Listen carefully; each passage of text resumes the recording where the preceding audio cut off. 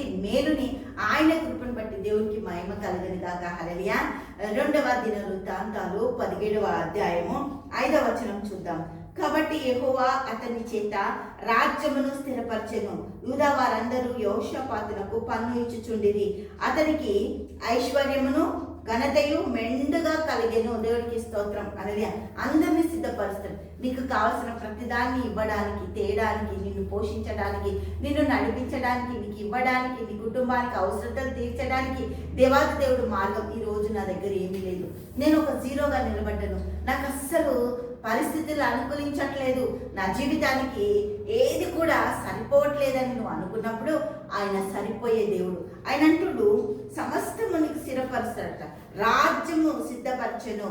యూదా వారందరూ యెహోషాపాతునకు పన్ను ఇచ్చిచుండిరి. ఆ పన్ను వల్ల ఏమైందంట? ఐశ్వర్యము ఘనతయు మెండుగా వచ్చేసిందంట.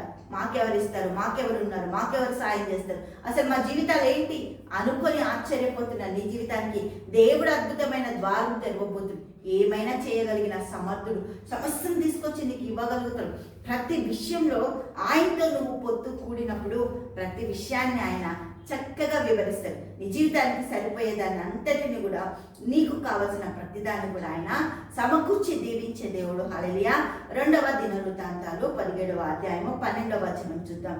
యెహోషాపాతు అంతకంతకు గొప్పవాడై యూదా దేశమందు కోటలను సామాగ్రిని నిల్వ చేయు పట్టణములను కట్టించండి. ఈరోజు నాకు రెంట్ కట్టుకోవడానికి ఇల్లుకి అస్సలు నాకు డబ్బులు లేవు, నేను ఎక్కడ ఇల్లు కట్టుకుంటా? ఇల్లు కాదట, పట్టణాలు కట్టుకునే అంత సామర్థ్యత, పట్టణాలు స్థాపించే అంత కెపాసిటీ ఆయనది నీలో పెట్టిండు. నువ్వు మట్టి ఘట్టంలో నుంచి ఆ క్రీస్తు ఐశ్వర్యాన్ని నువ్వు బయటికి లాగాలి. రక్షణార్థమైన బావుల్లో ఆ ఒక బొక్కెనలేసి లాక్కోవాలి మనము. ఇది ఒక బావి లాంటిది. దేవుడికి స్తోత్రం. హల్లెలూయా. అందులో నుంచి మనం చాలా విషయాలు దేవుడు చెప్పిన ప్రతిదీ కూడా మన జీవితాలకి అప్లై చేసుకున్నప్పుడు, లాక్కున్నప్పుడు, ఇది నాది, ఈ ఆశీర్వాదం నాది, ఈ వచనం నాది, ఈ మాట నాది, ఈ వాక్యం నాది, నాతో దేవుడు మాట్లాడుతుండు. నువ్వు సిద్ధపడ్డప్పుడు ప్రతి విషయంలో దేవుడిని ఆశీర్వదించడానికి సిద్ధంగా ఉన్నాడు. ప్రతి ఆశీర్వాదం పరలోకపు సంబంధమైంది, భూ సంబంధమైంది కాదు. దేవుడికి స్తోత్రం. భూ సంబంధమైంది, భూమి మీద ఉండే ఈ జీవితం పరలోక సంబంధిగా నువ్వు భూమి మీద బతకడానికి దేవుడు నీకు ఇచ్చిన అనుగ్రహం. హల్లెలూయా. ఈ రోజు నువ్వు తింటున్న ఫుడ్ పరలోకం నుంచి ఆయన అలౌట్ చేసిండు. అందుకే అన్ని కూడా నీ కోసం సమకూర్చబడుతున్నాయి, నీ యొక్క అవసరతలు తీర్చబడుతున్నాయి. పరలోకంలో ఆయన సైన్ పెట్టి నీ కోసం పంపుతుండు. అందుకే పరలోకమందున మా తండ్రి నీ నామము పరిశుద్ధపరచం గాక, నీ రాజ్యము ఈ భూమి మీద మేము జీవించేటట్లు జీవించలాగున మాకు సహాయం దయచేయి. అనుదిన ప్రార్థనలో నువ్వు అడిగినప్పుడు ప్రతి ఈవి ఆయన సమకూరుస్తాడు. దేవుడికి మహిమ కలుగును గాక. హల్లెలూయా. పరలోకమున మా తండ్రి నీ కార్యం చేయి ప్రభువా.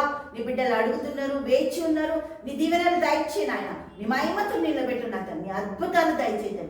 యేసు నామములో ప్రార్థిస్తున్నాము తండ్రి. ఆమేన్, ఆమేన్, ఆమేన్.